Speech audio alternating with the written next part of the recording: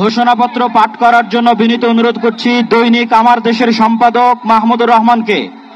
আমরা আজকের এই অনুষ্ঠানের ঘোষণাপত্র পাঠ করার জন্য বিনীত অনুরোধ করছি দৈনিক আমার দেশের সম্পাদক মাহমুদুর রহমানকে। আর এই ঘোষণাপত্রে আমাদের সকলের আজকের বক্তব্য। বিসমিল্লাহির রহমানির রহিম। বিসমিল্লাহির রহমানির রহিম। আল্লাহর নামে শুরু করছি, যিনি পরাক্রমশীল, পরাক্রমশালী, যিনি ন্যায় বিচার প্রতিষ্ঠাকারী, যিনি মজলুমের পাশে থাকেন আর জালিমের পরিণতি নির্ধারণ করেন। আজ আমরা বাংলাদেশের জনতা যারা জুলুমের ইতিহাস জানি, প্রতিবাদের চেতনা ধারণ করি, সমবেত হয়েছি গাজার মৃত্যু ভয়হীন জনগণের পাশে দাঁড়াতে। আজকের এই সমাবেশ কেবল প্রতিবাদ নয়, এটি ইতিহাসের সামনে দেওয়া আমাদের জবাব, একটি অঙ্গীকার, একটি শপথ। এই পদযাত্রা ও গণজামায়াত থেকে আজ আমরা 4টি স্তরে আমাদের দাবি সহ উপস্থাপন করব।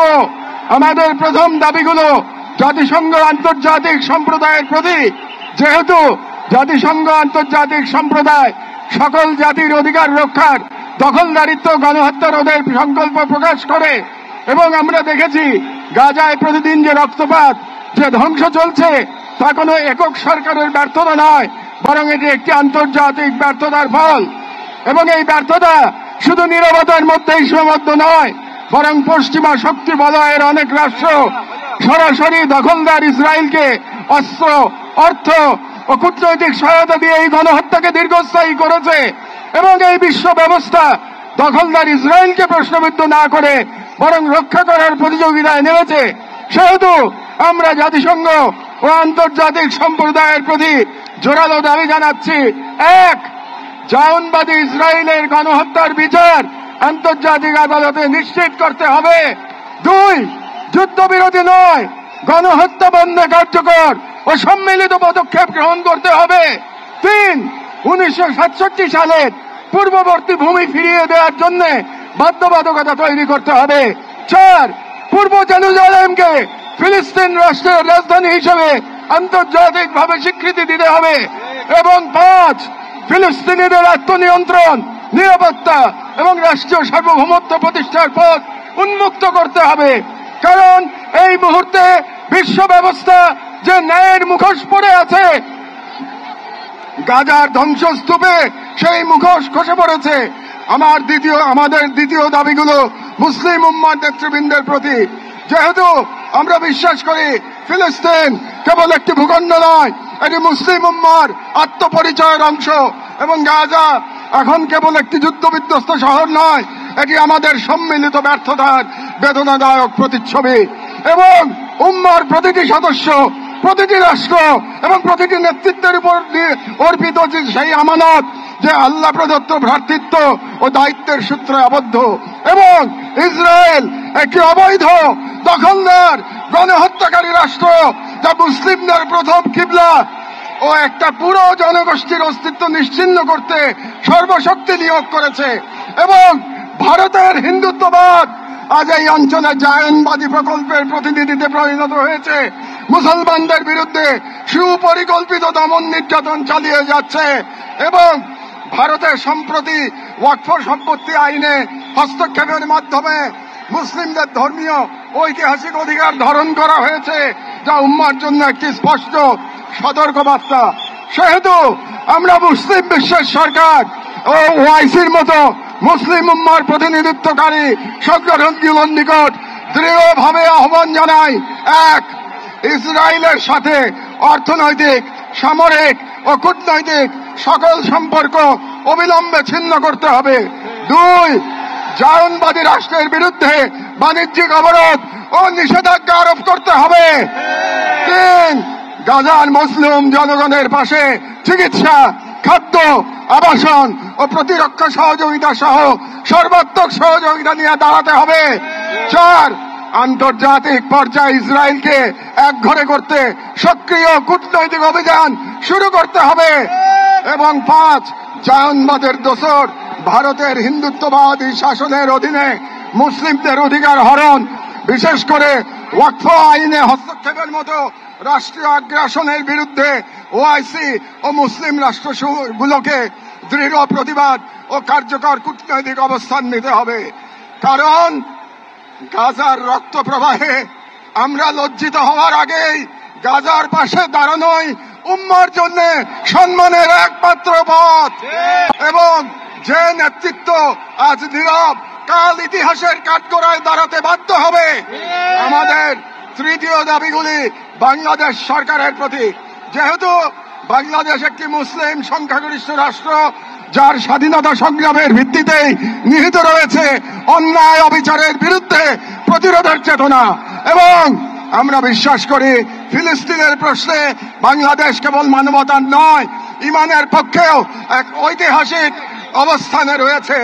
এবং একটি গণতান্ত্রিক রাষ্ট্র হিসেবে সরকারের দায়িত্ব জনগণের ইমানি ও নৈতিক আকাঙ্ক্ষার প্রতি শ্রদ্ধা রাখা। এবং বাংলাদেশের জনগণ গাজার পাশে থাকার অঙ্গীকার করেছে, তাই রাষ্ট্রীয় পর্যায়ে নীরবতা এই জন আকাঙ্ক্ষার প্রতি অবজ্ঞার শামিল। সেহেতু আমরা বাংলাদেশ সরকারের প্রতি দৃঢ়ভাবে আহ্বান জানাই, এক, বাংলাদেশি পাসপোর্টে অ্যাকসেপ্ট ইসরায়েল শর্ত পুনর্বহাল করতে হবে এবং ইসরায়েলকে রাষ্ট্র হিসেবে স্বীকৃতি না দেওয়ার অবস্থান আরো সুস্পষ্টভাবে প্রকাশ করতে হবে।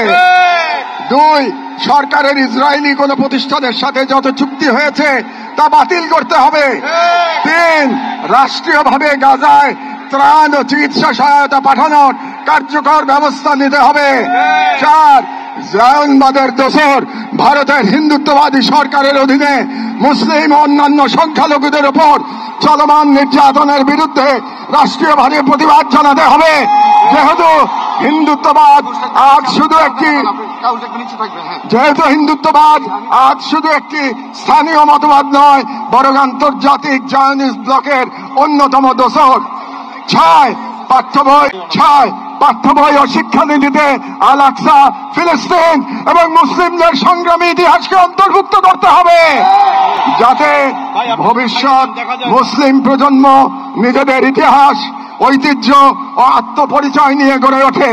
কারণ রাষ্ট্র কেবল সীমানা নয়, রাষ্ট্র এক আমানত, আর এই আমানত রক্ষা করতে না পারলে ইতিহাস আমাদের ক্ষমা করবে না।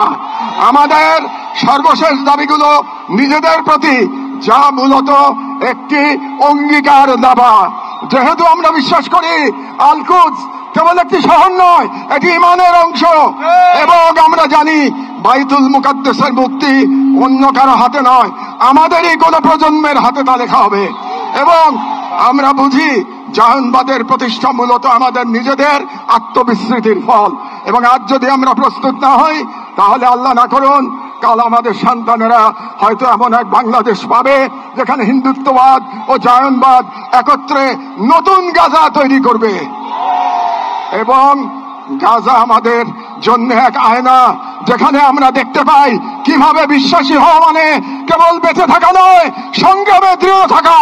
সেহেতু আমরা এই মাটির মানুষ, এই মুসলিম ভূখণ্ডের নাগরিক, এই কওমের সন্তান এবং সর্বোপরি মুসলিম উম্মার সদস্য একটি অঙ্গীকার করছি, এক, আমরা সকলে স্বতঃস্ফূর্তভাবে বয়কট করব প্রত্যেক সেই পণ্য, কোম্পানি ও শক্তিকে যারা ইসরায়েলের দখলদারিত্ব টিকিয়ে রাখে। দুই, আমরা আমাদের সমাজ এবং ভবিষ্যৎ প্রজন্মকে প্রস্তুত করব যারা ইসলাম ও মুসলিম উম্মার সকল প্রতীক ও নিদর্শনকে সংরক্ষণ ও পুনরুদ্ধার করবে ইনশাআল্লাহ। তিন, আমরা আমাদের সন্তানদের এমন ভাবে গড়ে তুলব যারা নিজেদের আদর্শ ভূখণ্ড রক্ষায় জান ও মালের সর্বোচ্চ থেকে প্রস্তুত থাকবে। চার, আমরা বিভাজিত হব না, কারণ আমরা জানি বিভক্ত জনগণকে দখল করতে দেরি হয় না। আমরা ঐক্যবদ্ধ থাকব যাতে এই বাংলাদেশ কখনো কোনো হিন্দুত্ববাদী প্রকল্পের পরবর্তী গাজায় পরিণত না হয়।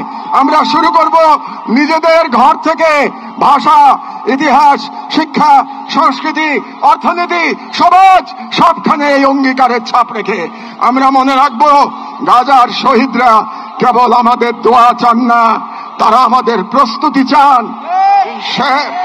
শেষ কথা, শান্তি বর্ষিত হোক গাজার সম্মানিত অধিবাসীদের উপর, তাদের উপর যারা নজিরবিহীন সবর করেছেন, যারা বিচল ইমানের পর প্রমাণ দিয়েছেন, যারা ধ্বংসস্তূপের মাঝেও প্রতিরোধের আগুন জ্বেলেছেন, বিশ্বের নীরবতা উদাসীনতার যন্ত্রণা হাসি মুখে বুকের মাঝে ধারণ করেছেন, শান্তি বর্ষিত হোক তাদের প্রতি।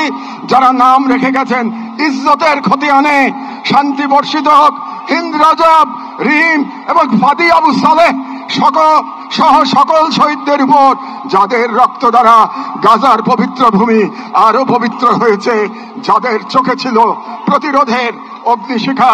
শান্তি বর্ষিত হোক বাইতুল মুকাদ্দাসের গর্বিত অধিবাসীদের উপর, যাদের হৃদয়ে এখনো ধ্বনিত হয় আল কুদস লানা, আল কুদস আমাদের। গাজার জনগণকে অভিনন্দন।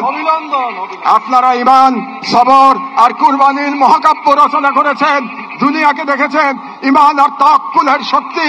আমরা বাংলাদেশের মানুষ শাহজালাল আর শরীয়তুল্লাহর ভূমি থেকে দাঁড়িয়ে আপনাদের সালাম জানাই, আপনাদের শহীদদের প্রতি ভালোবাসা ও শুভেচ্ছা জানাই।